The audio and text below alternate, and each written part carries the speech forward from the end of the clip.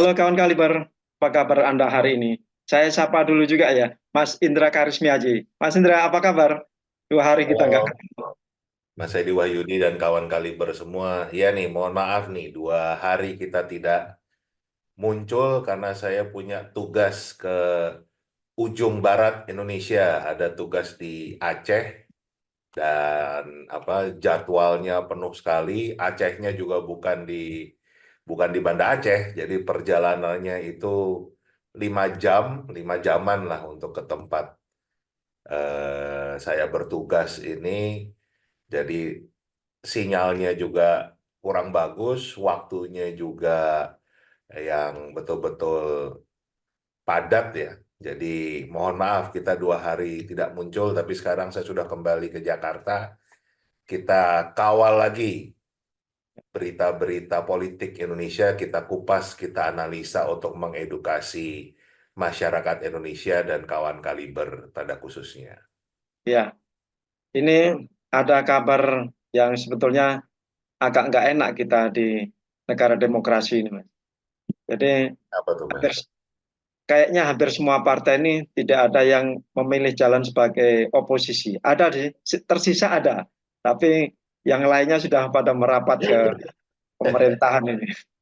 Saya baca dari kompas.com, Rayu Dasko, Ahmad Saiku, Presiden terpilih dari Gerindra, berikanlah DKI untuk PKS.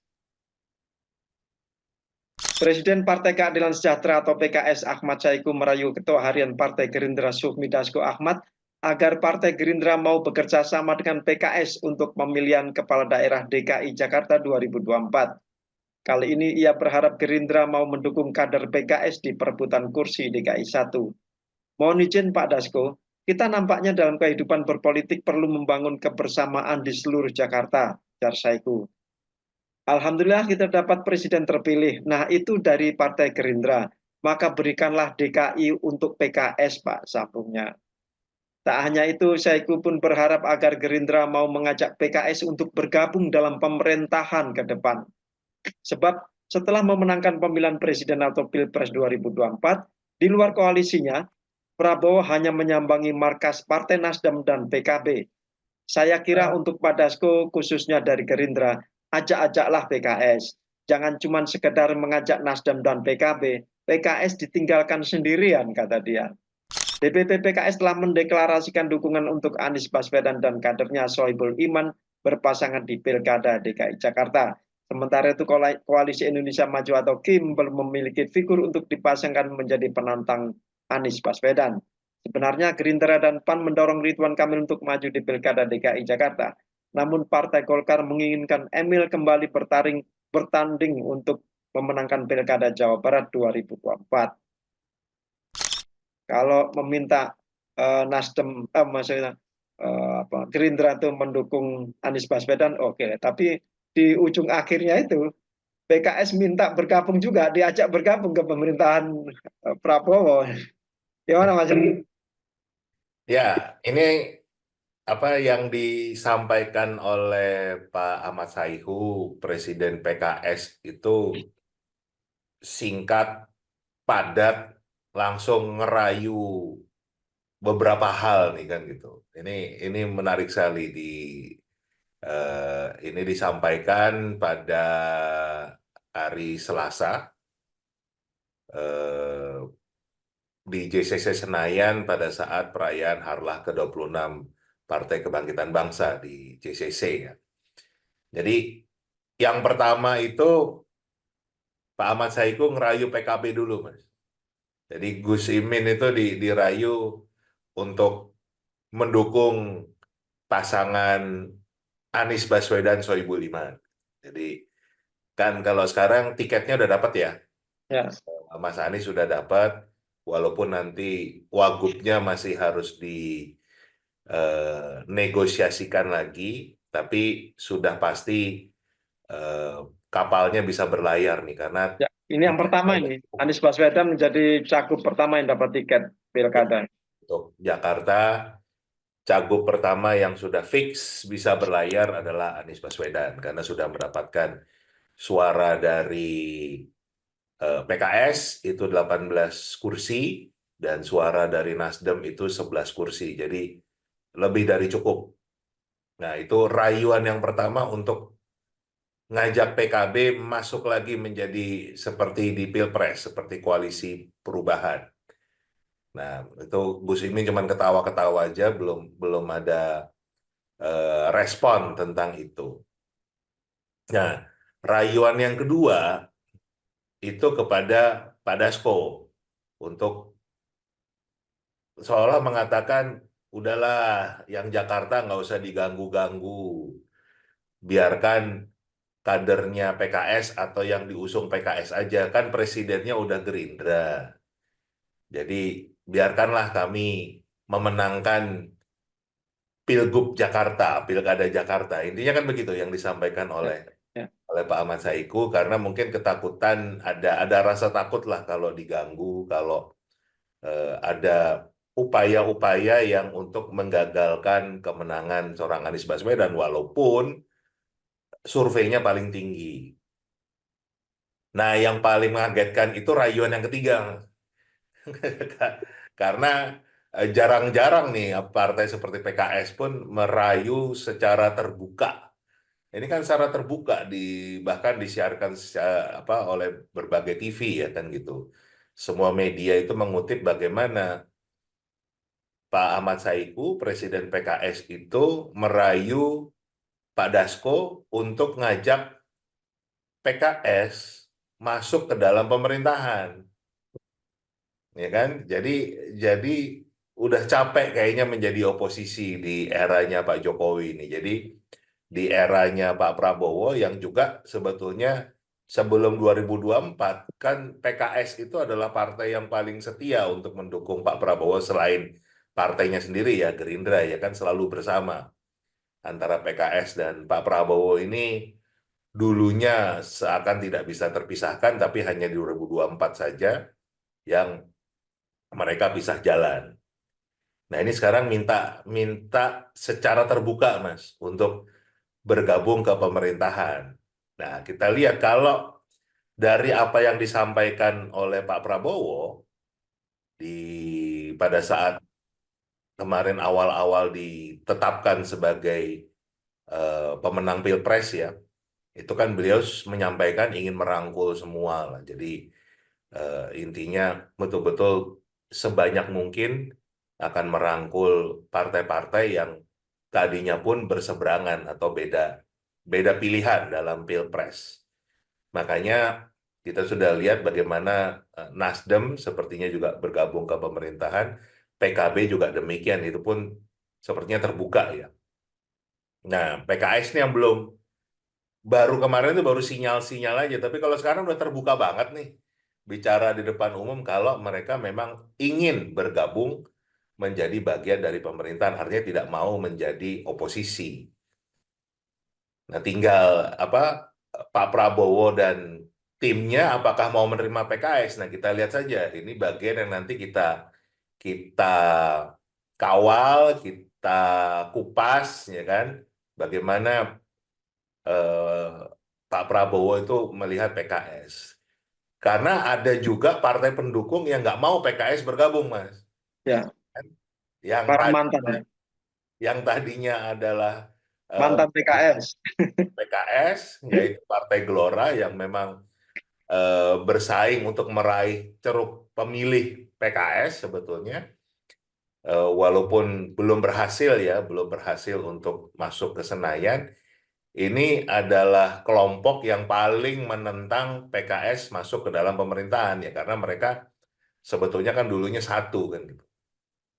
Nah, Partai Gelora ini yang sudah beberapa kali menunjukkan sikap kalau mereka tidak ingin PKS masuk. Ya wajar lah kan gitu, karena kan akhirnya mereka nanti akan berebut posisi, berebut jabatan kan gitu itu, dan mereka punya ceruk yang sama. itu itu sangat wajar. Nah, kita lihat lah.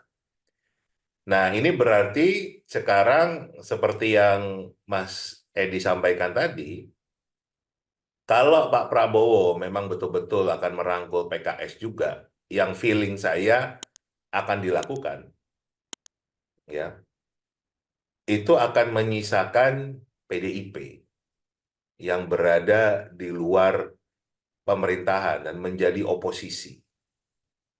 Nah, pengalaman yang kita lihat pada saat PDIP itu menjadi oposisi, itu kondisi Indonesia bagus.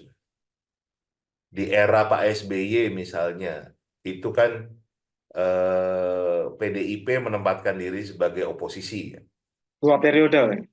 selama 2 periode, dan mereka sangat kritis, mereka sangat betul-betul menyeimbangkan apa yang dilakukan pemerintah, dan akhirnya memang kalau kita bandingkan secara ekonomi, secara demokrasi, itu lebih baik dari era yang sekarang saat PDIP menjadi pemenang atau menjadi pemimpin dalam pemerintahan, kan kan hitungannya kadernya PDIP ini yang menjadi presiden.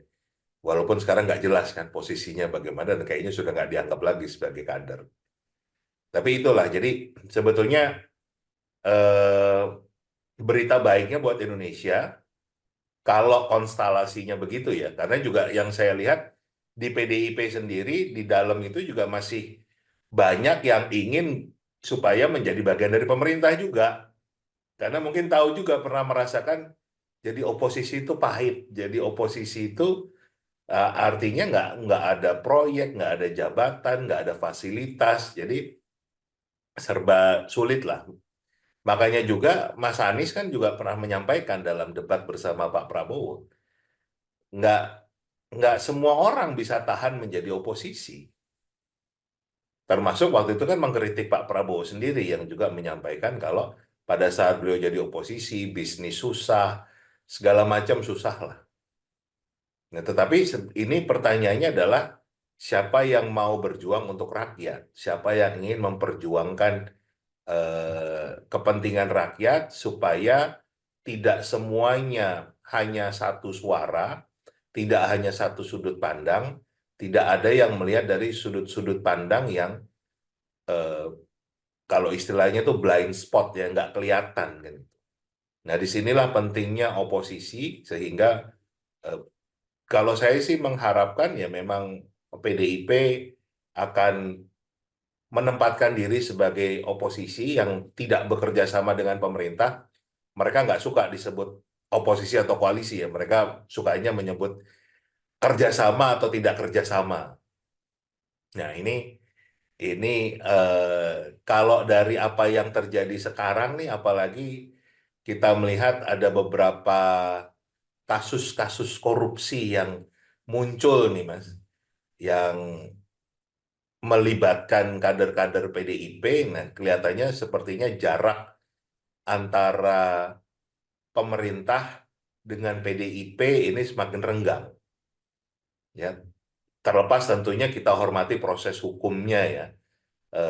Kalau memang bersalah ya wajib dihukum dan kita serahkan ke aparat penegak hukum.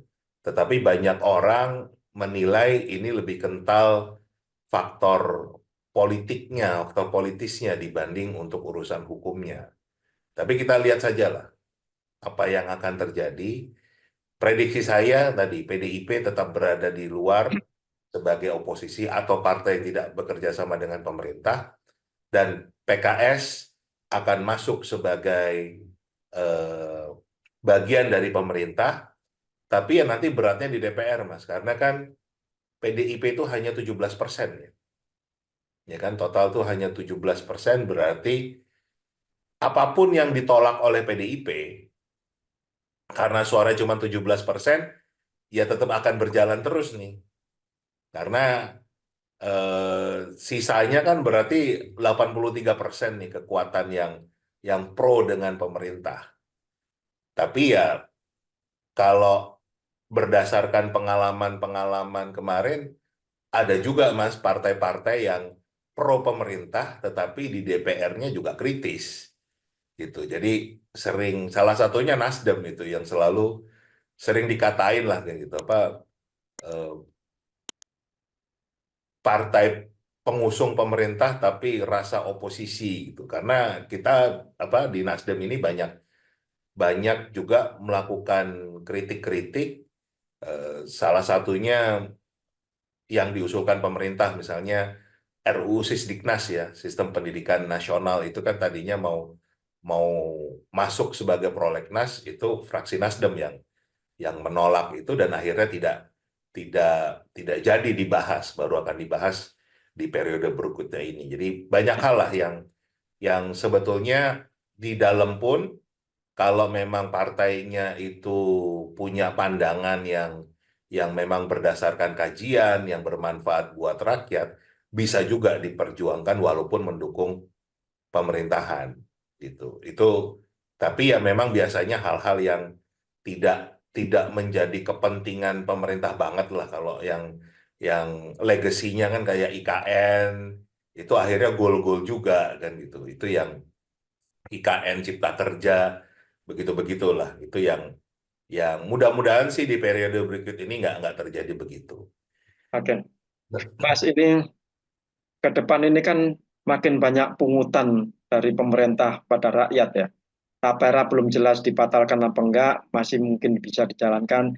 Sebentar lagi pajak BPN juga naik, terus sebentar lagi juga diberlakukan asuransi untuk motor dan mobil itu wajib gitu. Makin banyak pungutan-pungutan yang dilakukan pada rakyat. Nah, ini rakyat itu berharap ada suara penyeimbang terhadap pemerintah, khususnya di parlemen. Tapi kalau misalnya PKS sudah masuk ke pemerintahan, tinggal PDI yang disebutkan Mas Indra tadi berapa persen? 16, 17. 17%. Nah, ini ada kemungkinan, bahkan kemungkinan besar itu penolakan-penolakan yang dilakukan PDI itu nggak akan berhasil menembus menggugurkan keputusan pemerintah. Nah, ini efeknya itu nanti di samping parlemen yang di dalam itu nanti parlemen jalanan akan marak gitu nanti. Gitu kan. Demo-demo akan marak menentang keputusan-keputusan pemerintah. Menurut Mas Indra gimana? Ya, kembali kalau kita berbalik ke sejarah Indonesia ya, kita melihat di era Orde Baru seberapa kuatnya pemerintah dalam hal itu. Kita punya yang dalam tanda kutip itu disebut dengan oposisi, itu kan hanya PDI, belum belum P ya waktu itu, dan juga P3, yang sebetulnya juga nggak bisa disebut oposisi juga mereka kan gitu, karena ya kekuatannya Pak Harto itu sangat kuat gitu. Tetapi kan akhirnya yang muncul adalah parlemen jalanan. Bagaimana reformasi 98 itu terjadi saat mahasiswa angkatan saya tuh Mas, yang turun ke jalan, korbannya juga tidak sedikit, yang meninggal juga ada. Itu akhirnya muncullah yang namanya reformasi. Kekuatan seorang Soeharto yang tadinya kita nggak punya bayangan akan bisa dikalahkan, akhirnya mundur juga gitu. Jadi artinya yang saya sampaikan di sini, kita sebagai rakyat jangan pesimis dengan kondisi yang sekarang. Nah, tinggal kita justru betul-betul semakin kritis, semakin kita tidak hanya sekedar pasrah bongkoan atau kita pasrahkan semualah ke anggota DPR kita pasti menyuarakan suara kita. Jangan, itu nggak akan terjadi. Tapi kita betul-betul melihat, mengawasi bagaimana jalannya pemerintahan ini. Apa yang kita rasa semakin menyengsarakan rakyat, ya harus kita suarakan dengan berbagai cara, karena itu juga hak kita ya. Jadi artinya kita nggak bisa lah kita serahkan nasib kita ke orang lain. Kita harus juga tetap bergerak sendiri untuk memastikan hak-hak kita itu terpenuhi. Negara ini harus bekerja untuk rakyat. Itu Ya, itu yang dipentingkan ya. oke. Baik, begitu kawan Kaliber. Jadi kami kembali mengajak Anda untuk selalu berpikir kritis. Karena negara ini sebetulnya ada di tangan rakyat, bukan ada di tangan orang-orang yang sedang memerintah. Jadi bagaimana baik buruknya negara ini tergantung rakyat. Apa yang kita sikapi, apa yang kita tindaki itu akan berpengaruh pada kehidupan rakyat kita. Maka dari itu kami mengundang komentar Anda, bagaimana sikap PKS dalam hal ini. Ini kasusnya ya, kasus PKS ini yang meminta masuk ke dalam pemerintahan. Kami berharap komentar kritis Anda untuk menyoroti sikap PKS ini. Terima kasih Mas Indra. Jadi sebelum Ya, ditutup, sebetulnya ada tambahan sedikit lagi yang perlu kita kita cermati ya.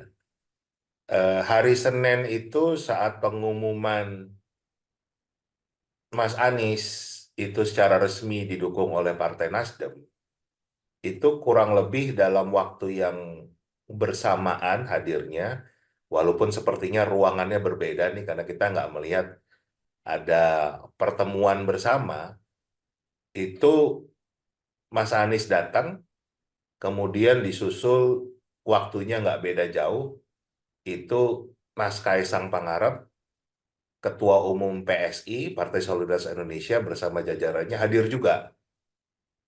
Dan kemudian eh, dengan Mas Kaisang ini, Pak Surya Paloh bertemu kurang lebih 2 jam, sedangkan bersama dengan Mas Anies itu kurang lebih 4 jam. Jadi kurang lebih waktu mulainya hampir bersamaan.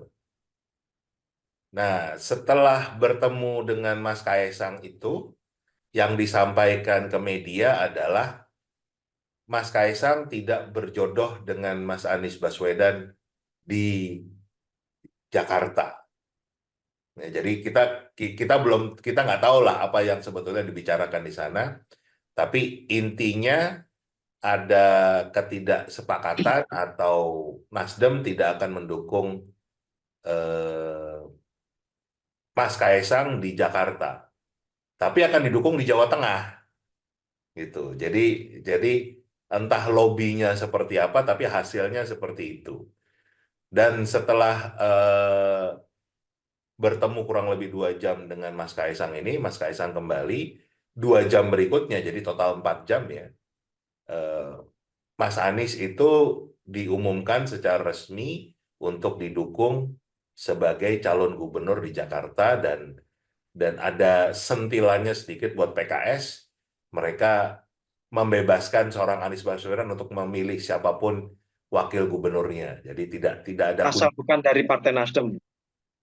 bahkan mengatakan asal bukan dari Partai Nasdem kan gitu. Jadi sebetulnya ada apa ya istilahnya, ada ngekiknya juga Sindiran-sindiran. lah sebetulnya.